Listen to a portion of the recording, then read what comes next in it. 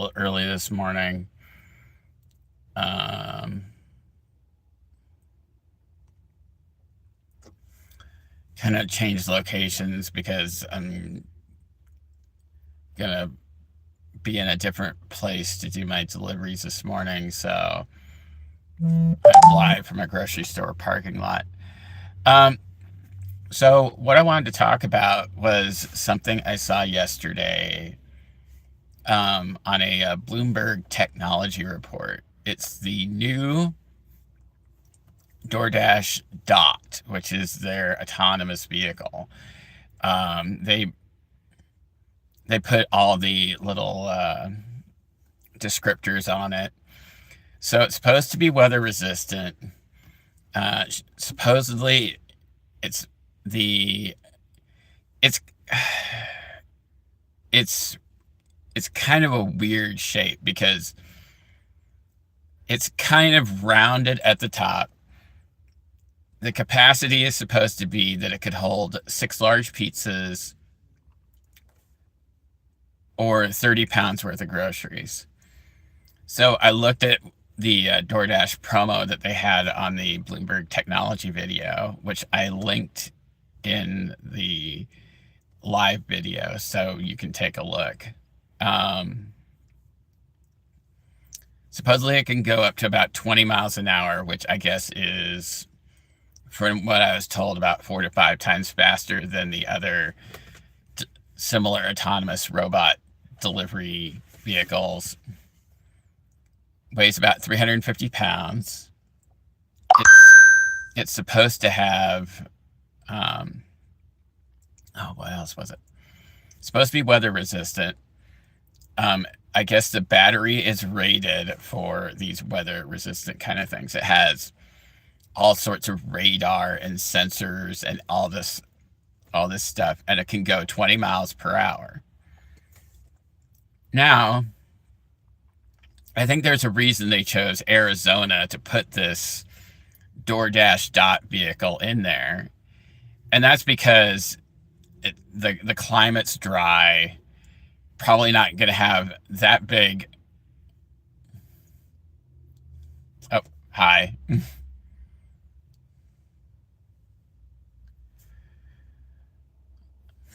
Haha. Um,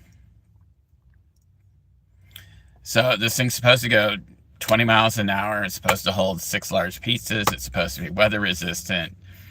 And, you know, they put it in Arizona. I guess it's in Tucson and in Mesa. They're going to try this thing in like dense areas. So what I find so funny is, I mean, well, I don't know it's so funny, but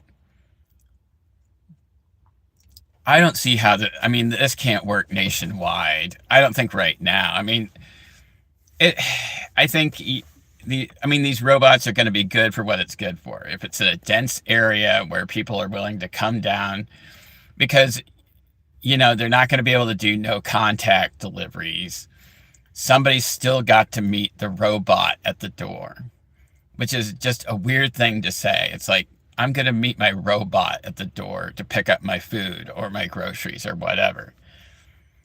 Um, it's also only going to be able to go 20 miles an hour. So you're not really getting fast speed. So,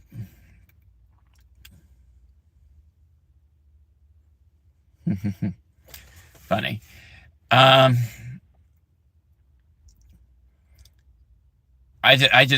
I just find it weird to even say the word, well, come down and meet your robot at the door.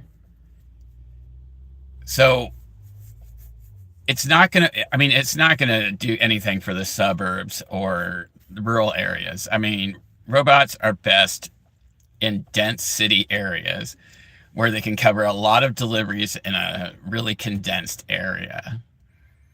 So this is great for that. But there's also some more issues. I mean, you're talking, they got to add logistics people to keep up, with the robots if they break down. They got to swap out batteries if they happen to lose their charge. Um, you know, it comes with a whole bevy of issues. I mean, you're not going to see these in a, in a suburb somewhere. You're not going to see them in a, I mean, you're not going to see these, delivering out to some, farm somewhere where it has gravel driveways or anything like that. So,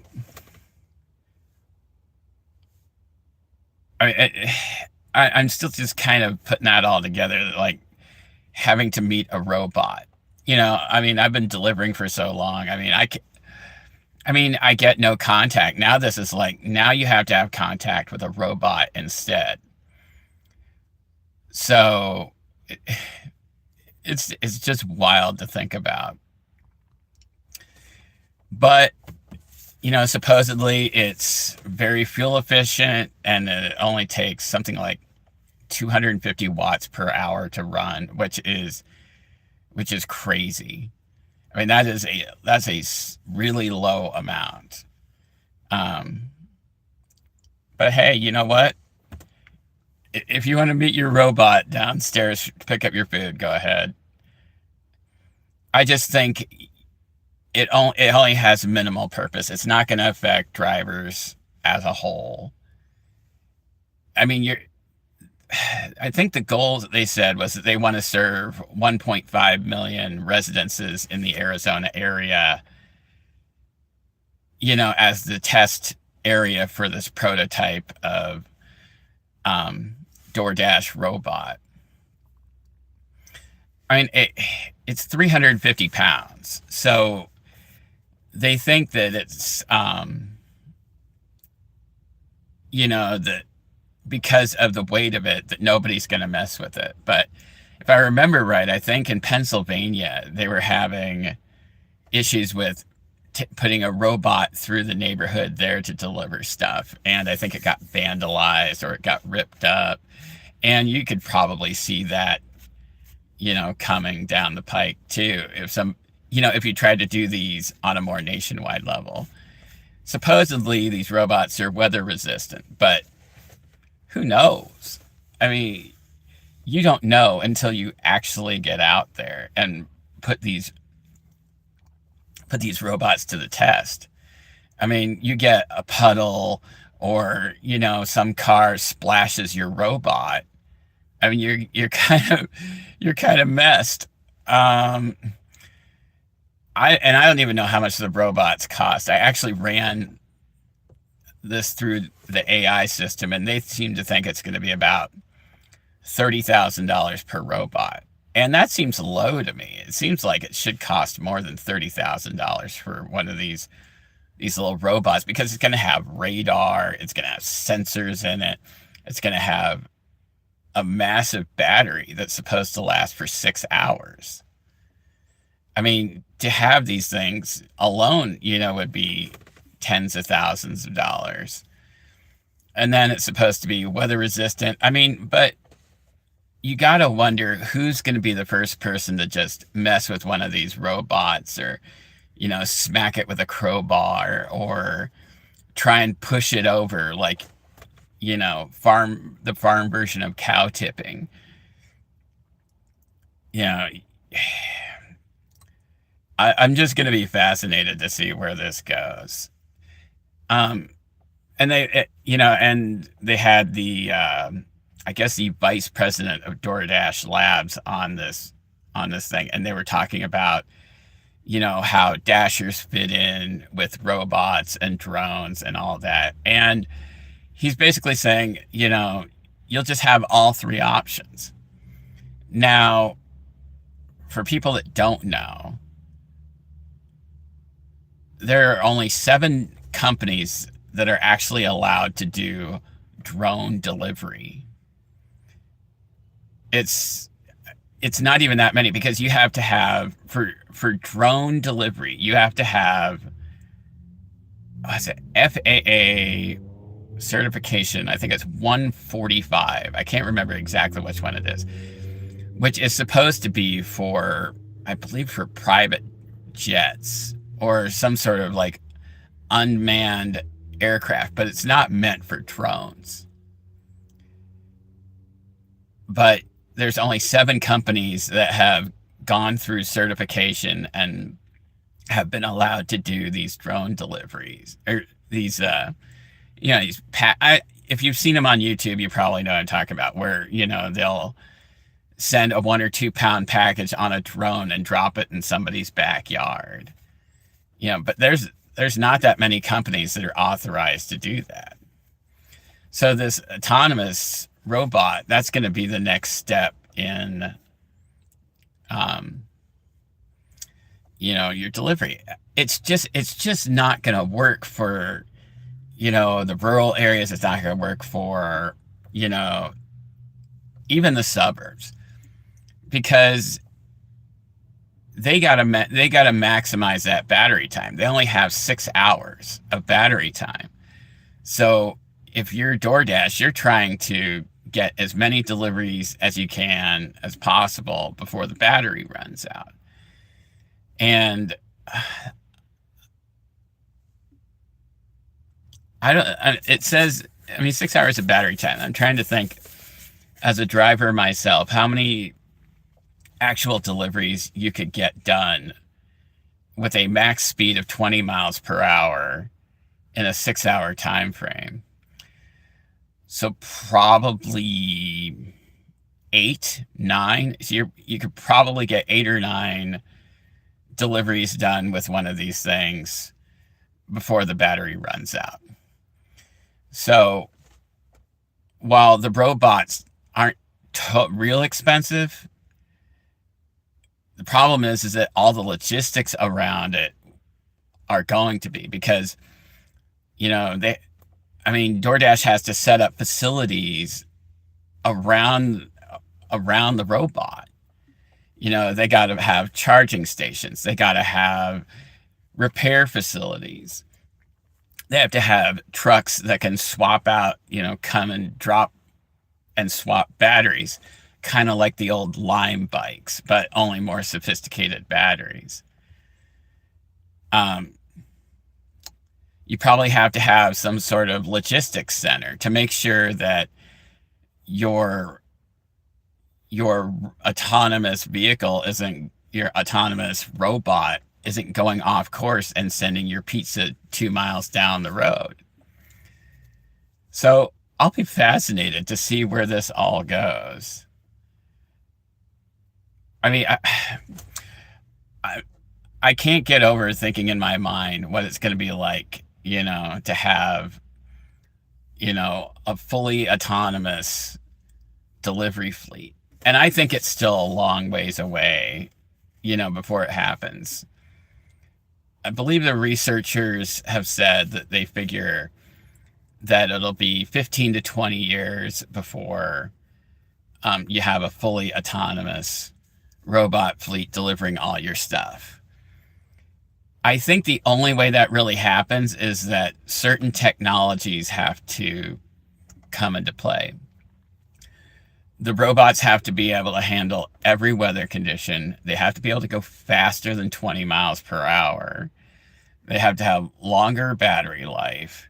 They have to have sufficient storage to, if somebody's ordering $200 worth of groceries, you need a robot that can handle 200 pounds of groceries.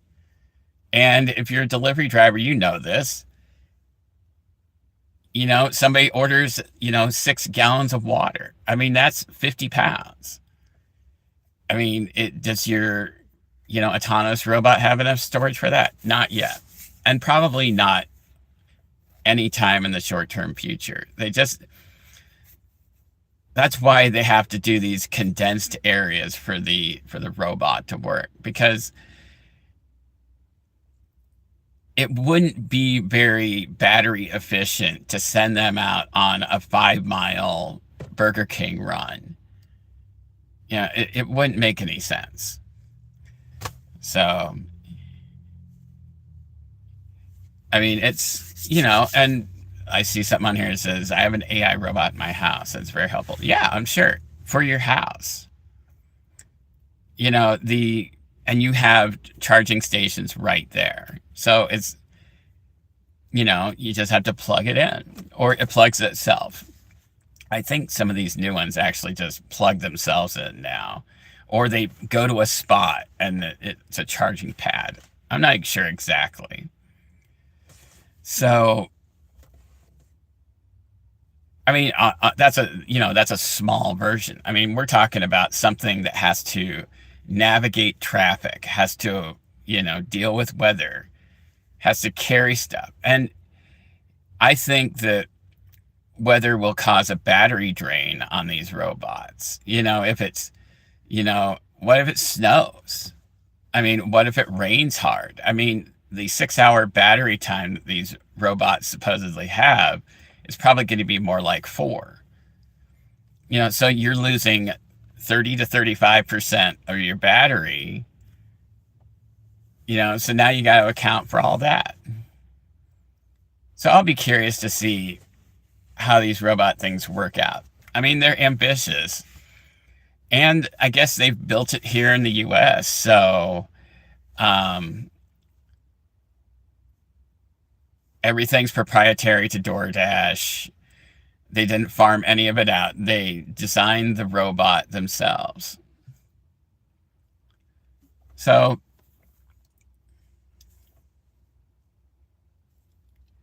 I don't know.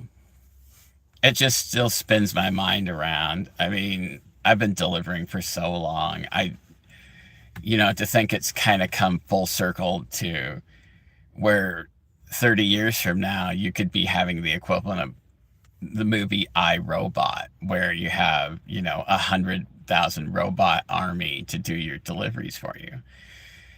But again, I still don't think it's going to go nationwide for a while, because not only, they haven't built enough robots yet, they're also competing with everybody else that needs the power.